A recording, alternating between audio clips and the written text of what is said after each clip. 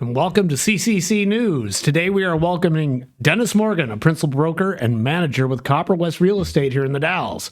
Dennis is a lifelong resident of TD and a true Renaissance man. He has spent his life in all facets of the housing industry. He started out in a wood mill, from what I understand. Yeah. Then moved into carpentry. Yeah. And became a general contractor. I did. Wow. So, from the ground up. And then obviously you moved into real estate sales. So. I did. Just a natural conclusion there. Pretty amazing. Well, and it was a great transition for me. I knew the product, intimately, you might say, having slung the lumber in the mill to putting it into houses. Yep. Yeah, and what an asset to have when someone's looking at a house to purchase or that kind of thing, because you kind of know, what to be looking for when you're. Yeah, I know what I'm looking at. Yeah. And hopefully give the right advice. Yeah, right. Always do our best. Yeah.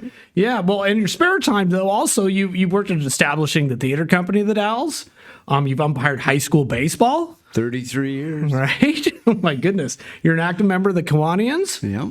And you were a state representative for the local Realtors. Association of Realtors. Okay, great. Fantastic. Yeah. Outstanding Philanthropist Award from the Mid-Columbia Health Foundation, 2008. Heady stuff there, Dennis. The Paul Harris Fellow of Rotary Club.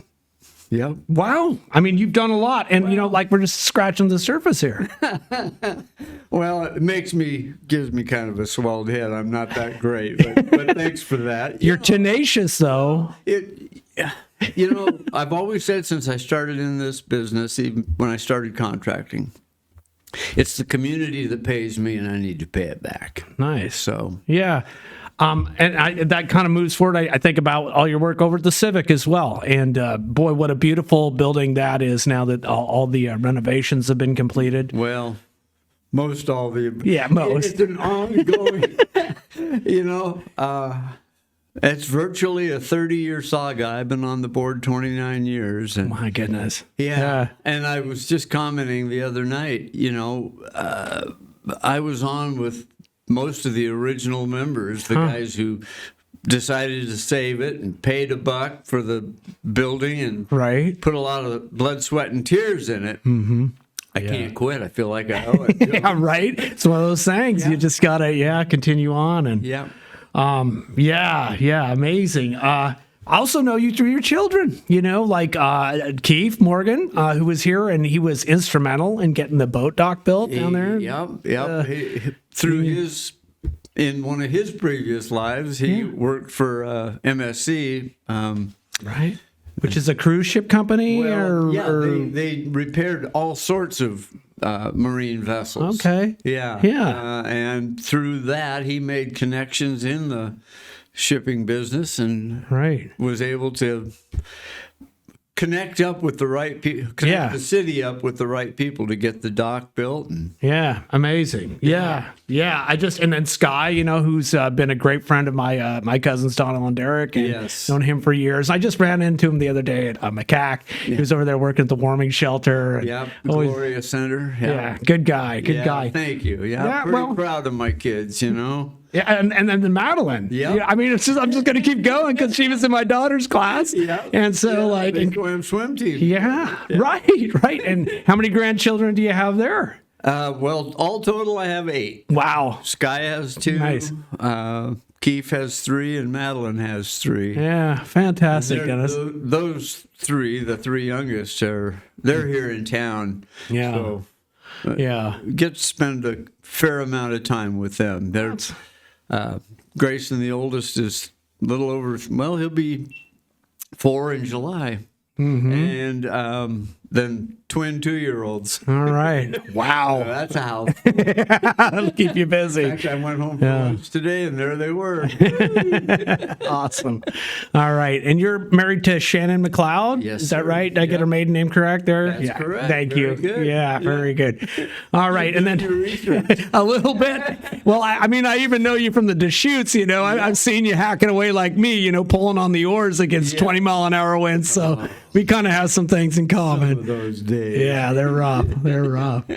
But yeah, well, thank you for coming today. Let's talk some real estate. Yeah, let's do. Thanks for asking me, and hopefully Yeah. I'll live up to the task. All right. Well, today is tour day, so it sounds like you were maybe out and about in town, kind of looking at some things. Our office. We toured one property this morning. Oh, okay. Usually, what we'll do is prior to a home coming on the market, a broker will have a listing coming up. We'll go tour it with that broker and give them our price opinions for them to take back. They've already spoken with the seller and tentatively established a price, but it's always good to get that team feedback, right? Yeah. Because there's 10 or 15 of you in the room, or 8 or whatever it is, or 8 of us in our office. Okay. Yeah. And sometimes some of our brokers from Hood River will come on the tour too, but this morning it was just those of us local. Yeah. Well, it's a lot of knowledge in one room, so very helpful. And it really, it helps everybody. It helps the seller because they're getting more than one opinion. Right. It helps the listing broker either solidify their opinion or maybe question it. Yeah, right. But, ultimately it's to serve the client. Right. So, well, yeah, there's no sense getting too high and being hung out there for 6 months to a year on a property that's not priced right. Absolutely. There's a saying, you can sell your house or you can have it for sale. Yeah, I do. Yeah, and it's better to sell it than to just have it for sale. Yeah, So, that makes a lot of sense. you try and give people the best advice you can to get them to price their home to sell. Excellent. Yeah. So one of the basic questions we always kind of usually start off talking about is what do we have listed in the Dalles? How do you kind of have a feel for the numbers out there right now? Generally, excuse me. I haven't looked today. In fact, I didn't look yesterday either, but the end of last week we had like 49 active listings. Okay. And 16 pending listings. Okay. So, So historically, those are low numbers. Yeah, very low. Back little reminiscence back in 2005. Right. When the Google announcement was made, typically in our market, we would have at that time 180, 200 homes. Okay. At any given time, yeah. Yeah. Okay. And that was sort of the average. All right. From 2005, by 2008, end of 2007, when things were heading downhill, we had 69 listings on the market. So like a third. Right. Of what would have been a historic number. Yeah. That climbed back up after the recession. Yeah. I think the highest we ever got after the recession was around 140. Okay. And that would have been around 2013, and that's when things started to really move again. I mean, there were always sales during that slump, and that's, I haven't, this is just my saying, but I say, there will always be people buying and selling real estate. It's just the complexion of who's buying and selling that changes. Depends on the market. Yeah. If the market's down, it's investors, Okay. So. Right. Well, so if I do the quick math on that, that's about 33 houses that are available currently. The 49 is active. They're active. Okay. The 16 is they were active and now they're pending. Yeah. They're under contract, waiting to go through their home inspection, their appraisal, all the contingencies to get them to close. Okay. So it would be a seller's market, though. Am I correct in saying that? It's really starting to feel like a balanced market. Okay. It has been a seller's market, and I think there's still some edge that the sellers have. But with interest rates where they are, and they're sitting around 6.25%, 7%. Well, a lot of lenders send me stuff, and I got one yesterday from a lender that said a 30-year conventional was 6 5/8. Okay. Yeah. And people think, oh my God, that's high, but it's perspective too. Right. historically, that's about average. Yeah. If you went back 50 years to the present. Yeah, I think that's what I paid in 1995 or 6. I was somewhere around 6%. In 1977, I paid 9% for my first place. Yeah. Right? Yeah. Now, I had owner financing, so it was a little above the market rate, but still. Yeah. Yeah. Oh, great. Yeah. All right. And you know, during our last recession, you know, with the Fed lowering rates, you know, some people got down 2.5%. Yeah. I mean, that's almost free money. Almost. And so to some degree, people got spoiled thinking, well, this is normal. Yeah. Well, it's not. No. Yeah. See, they were at the bottom end. I mean, they were doing great to get those loans, but you can't expect it to be there tomorrow. Kind of thing. No. So, well, hey, let's wind up here for a second. Hear a message from our sponsors, and we'll be right back. We'll talk a little bit more about Wasco County real estate. All right. Hey, Josh, have you heard of downtownthedalles.org? I haven't. Who are they? Well, it's part of the Dalles Main Street. They have a new website to connect you to local retailers, neighbors, and friends in the downtown business core. It's downtownthedalles.org. Again, that's downtownthedalles.org. The website offers an A to Z listing of our neighbors and friends for all sorts of retail and service businesses here in the Dalles. Restaurants, florists, fun and exciting retail, music, antiques, clothes, and more. It's all here. Experience the magic of downtown the Dalles. Brought to you by the Dalles Main Street, uplifting businesses through promotional events, improvements, grants, and networking. What was that website one more time? That's downtownthedalles.org. That's going to sound. And we're back with Dennis Morgan. We're talking real estate here in the Dalles and Wasco County. We were just kind of chatting a little bit about interest rates and that kind of thing, but maybe I should backpedal a little bit. What do you see as far as prices going? Do you go with a median or an average? What do you think's kind of a more realistic number for people to be looking at? They're so close, it's almost negligible. Okay. I mean, they're definitely numbers to look at for perspective, but you know, you got me on the spot here, and I want to say that the last monthly report that I saw, we were looking at about a $10,000 difference between average and median. Okay. Yeah. So it's you know, pretty when close. you're talking $400,000. Yeah. That's right. I mean, 10,000 is not negligible, but as a point of reference. Yeah. Huh. And so is that number? It's kind of the last few times I've looked at it. It's somewhere right in that 325, 350 range. Yeah. I think the average was 363. Again, I feel on the spot. Well, should be more prepared. That's okay. And a round median number's fine. was like 352 or something like that. You know, so 352,000 to get into. You know, and we're kind of talking there. Maybe a 1 bath. You know, 3 bedroom or two bath. That's the thing. It's sort of the Dalles is, I think, in my opinion, a unique animal. Yeah. You know, in that you can get a 3-bed, 2-bath in that price range. Yeah. It depends, you know, we have a lot.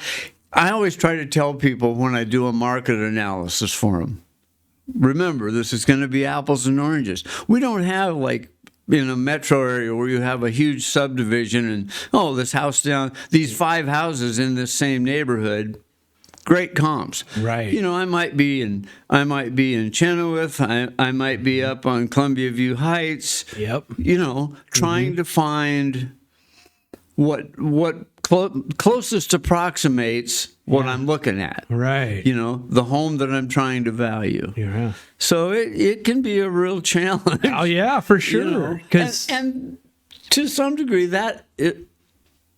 my almost 29 years experience helps. Yeah. You know. Right. Yeah. Yeah, it's interesting Or about the 28, Dalles. excuse me. 28. Yeah, it's interesting in the Dalles because it's true. Like there are certain neighborhoods that you can tell were built by the same contractors, but it's like a little bubble here and a little bubble here. Yes. It's like you're saying in bigger metropolitan areas, you may have 6 blocks. The closest thing we would have to say that metro type would be Columbia View Heights and Hillcrest Addition. Yep. Hillcrest is the one east of the college, built predominantly in the 50s. Yep. When they were building the dam and the aluminum plant and BPA and, in fact, it was in the 50s when our population virtually doubled. Right. Right. This is dam construction and that And the period of aluminum time. plant. And the aluminum So plant, yes. The Dalles Dam, they started backing up water in 57. The aluminum plant opened in 59. They started on John Day Dam. They had to build a Big Eddy substation. So there was a lot of construction A lot going of big on. public work projects. And we, of course, we had the highway coming through around that same period of time, too. So I-84, the right? freeway came through the Dalles when I was in high school in the 60s. Okay. So, yeah. Yeah. In fact, Yeah. I have very clear. So, we have the islands out here in the river. Yes. They used to be much larger. When I was in Boy Scouts, we camped out there. Well, they dredged those islands For aggregate to build the freeway. For the freeway. Yep. Oh, interesting. They just kept getting smaller and smaller. shoot. Well, it's going to take millennia to get those back. Yeah, I would say it's going to be a while. A while. Yeah. Well, yeah. Well, very good. We digress. Yeah, a little bit. Well, it's kind of fun to dive into the history. There's so much history around us, especially here in the Dalles. But Yes. what's been your experience in the last few months of like who's in town and looking to move to the Dalles, or you got a feel for that? Do you have any sense? The Dalles historically has always been a mixed bag. Yeah. When prices started going up, say in 05, oh, it's those people from California. Okay. Maybe. It was all over the map. And that's the thing. It kind of always has been. Did that spur sales? Yes, it did. Having the announcement of Google coming here did spur sales. Yeah. Little anecdote. I'd been in the business, 7-8 years. I'm on floor, which is where you sit and wait for the phone to ring, cover the office. Okay. On a Saturday. Yep. I get a call. It's a woman, and she says, I'm coming to the Dalles this weekend, and I want to identify up to 24 properties. Whoa. What do you mean identify? Well, to buy. You want to identify two dozen. Yeah. And I said, well, where are you coming from? She said, the Bay Area. So, Yeah. California. Long story short, I said, I got to ask you, why the Dalles, Oregon? One word, she says, Google. Google. And Okay. and she, as it turned out, was sort of the word I want, the point person Okay. for a buying group. Aha. And in the course of that weekend, Yeah. and this is pre electronic documents, I hand wrote 18 offers. Oh my gosh. Yeah. Wow. And we got 13 of them accepted. Wow. Yeah. That's about 2005 then. Yeah. About right there. Yep. Okay. Yep. And that was before the first data center, and But it had been announced. it had been announced. And so it Project popped. O2. Yeah. So did you see a similar bump when the 2 data centers, the newest ones that are being built out on the port now? Did you see? No. Nothing like that, Well, probably. I guess coincidentally, Yes. those were starting to be considered and negotiated with the city Yeah. around the same time as the pandemic Right. 2020. That's right. Well, when everything shut down, those of us in my industry thought, oh, this is going to kill us. Well, it had exactly the opposite effect. Once people were told, you have to work from home, don't come to the office, it spurred, I won't say an exodus, but people who were living in cities said, oh, yeah, well, I don't have to live in the city if I'm working from home. Right. They looked around and went, oh, look at this place, 300 days of sunshine. Wow, look at the prices. Yeah. Yeah, well, it was a great deal, especially. And the thing you can't put a price on is like, it takes me 5 minutes to get to the store. Like to go from an urban setting where you're fighting and grinding, 20 minutes to get to the grocery store, whatever traffic situation you're in that day. Exactly. And then you come out here and you're like, oh, I don't have that anxiety or stress, and I can still earn the same money remotely. I mean, who wouldn't want to do that? Yep. Like most people would anyway. Right. And it triggered, about a 3-year bump. I mean, things had started accelerating in 18. Prices were coming up. Yeah. We had survived the downturn, and by 2018, sales were good. Yeah. Inventory was starting to go down. Just kind of back to what I was saying in 07, when we got to our lowest point, it was 69. Yeah.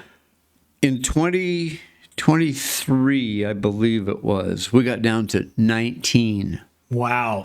19 total active listings in this town. I remember coming over and I don't know if it was 23, but I chatted with you when it was in the 20s. Yeah. And this was kind of also on the cusp of like people were like feeling really kind of priced out of it because the prices had come up so much by then. Right. Yeah. But we still had those 3% interest rates. So people were still able to make it work. Yep. Whereas 6%, boy, yeah. Well, hey, let's talk about that a little bit more when we come back here in a second. We'll go out and hear from our sponsors. But thanks again, Dennis. We'll chat here again in a sec. Okay. Hey, Josh, what are you listening to these days? Oh, hey, Tom. I've been listening to a lot of AC/DC recently. Oh, yeah, cool. Well, hey, we have a great little music store in town. Oh, we sure do. Called Yesterday and Today's Music, which happens to be the sponsor of today's What's Up the Dalles. Yesterday and Today's Music, located on 141 East Street, downtown the Dalles. Proprietor Mark Thomas is always on the lookout for the next treasure, whether it's the latest Sabrina Carpenter album on vinyl or classic Pink Floyd Wish You Were Here. He carries a broad selection of vinyl, CDs, cassettes, and even some reel-to-reels in genres from classic rock to heavy metal, jazz to world music. You could even stir it up with a little reggae from Bob Marley. Find your favorite poster or movie on DVD. Hell, he could even throw in an 8-track. He can. Mark also sells new and used turntables and classic stereo equipment by the likes of Pioneer, Yamaha, Sanyo, and NAD. Oh, and speakers? Yeah, he's got those too, even in pairs. He's even got a few console systems in stock. The old wooden cabinets with the radio, turntables, and built-in speakers. Check him out, our local godfather of rock, Mark Thomas at Yesterday and Today, 141 East 2nd Street, the Dalles. All right, and we're back. Dennis Morgan, we're talking real estate today. He's got decades and decades of experience in the business. Thanks for this local knowledge, as Dan Ross called it. Yes, that's awesome. Oh gosh, we were just talking about affordability, and Yes. we were kind of talking about the numbers as far as homes for sale on the market getting down to the low numbers, but we still had low percentages as far as Rate. loan rate goes. But that's kind of changed in the last few years, and we're at 6.5% or so. Yeah. Do you have any ideas or advice or help that maybe a first-time home buyer or a young couple is out on the market looking like? I'm not personally aware of any incentives currently. Yeah. Over time there have been first-time buyer incentives. Depending on which way the economy goes, there may be again. Yeah. I guess the best advice I would give a first-time buyer is find a good lender, someone you trust. I know a lot of people, see ads on TV, Rocket Mortgage or whatever, but you're dealing with someone you'll never meet face to face. Yeah. And it's also, they're all about volume. They're about numbers. Find a lender. I've got lenders that I've worked with over the years who I recommend to people because, they're about numbers, but they're also about serving that client, giving them their best advice. Right. One in particular comes to mind. I've had him call me on Sunday. Yeah. To update me on something. And that's what you want. You want someone who's looking out for you, just like you do with a real estate broker. Right. Someone who's got your best interest at heart. They're not about the money. Yeah. They're not about closing the deal. They're about helping you find what best suits your needs. Yeah, it's kind of wild. Like, this isn't a single family home story, but when we were looking to try and get this building financed, people laughed us out of the office because we didn't have any revenue stream because it was an empty building. Right. There were no current renters, and banks look at that and they go, "That's a major gamble." But we did find somebody locally, Shay over at First Interstate, who was willing to work with this and really put it together for us. Like, there you go. And like I walk in, I see Shay, and I say hi, and just I know she's there, and I know if I need something else, I can always go to her. So it's just got a case in point. I had a great experience. Yeah, Shay is a great person. She's actually not the branch manager anymore. She's stepped up the ladder, but she's still in there sometimes. She's been covering for the new manager on maternity leave. But great people. Yeah. And that's what it's all about. It's a relationship business. My business is relationship, so is hers. Yeah. Yeah, exactly. Yeah. I guess if I had some advice, if you're somewhat handy, if you can make a home out there work, especially if it needs, some work or fixing up, there's always a little blood and sweat you can put into things to maybe compensate for the money, Well, and it's yes, if you've got those skills, if you've got them, yes, and you want to be careful of that. You don't want to bite off more than you can chew, right? And wind up with a house that is more of an albatross around your neck than an investment. Yeah. But there's and that's again, I think And that's where somebody like you is pretty handy. You could come in and say, well, you know what? This is going to take some minor work. But this other house, this is major. This is something that's absolutely going to take a contractor, and somebody with real expertise. Absolutely. And that's,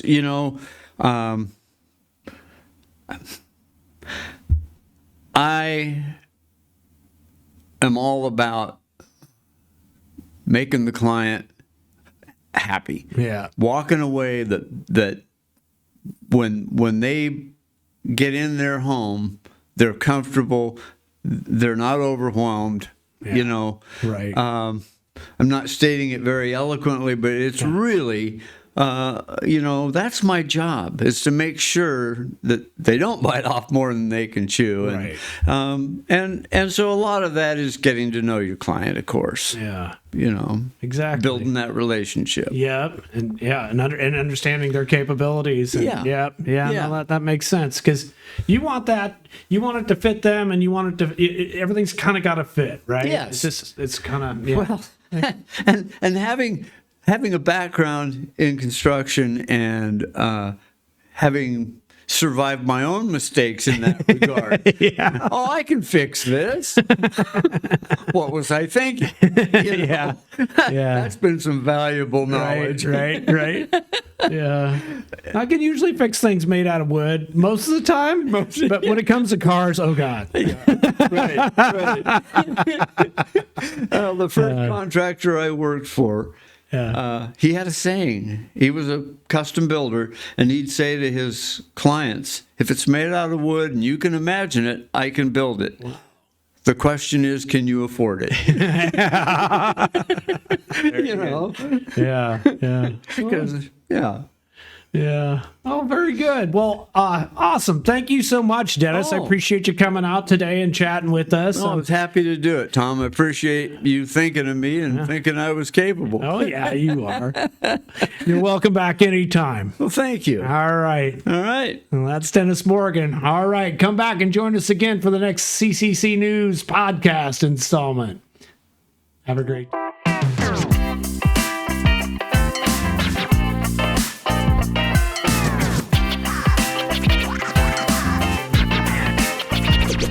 Hey, Josh, did you know that we are funded by our readers in large part? I did know that, but please tell me more. Yeah, it's our local readers here that make it possible for us to go out and gather news on local businesses and important issues in our community. And so we need people to support local news. Did you know you can make a difference in our community's economy and culture by supporting local journalism? I bet you did. But maybe you out there don't. And so you should visit our Support Us page at CCCnews.com to subscribe to a monthly donation to keep news local and start making a difference in our community today. Again, that's CCCnews.com. And remember, CCC News is available for everyone and funded by readers.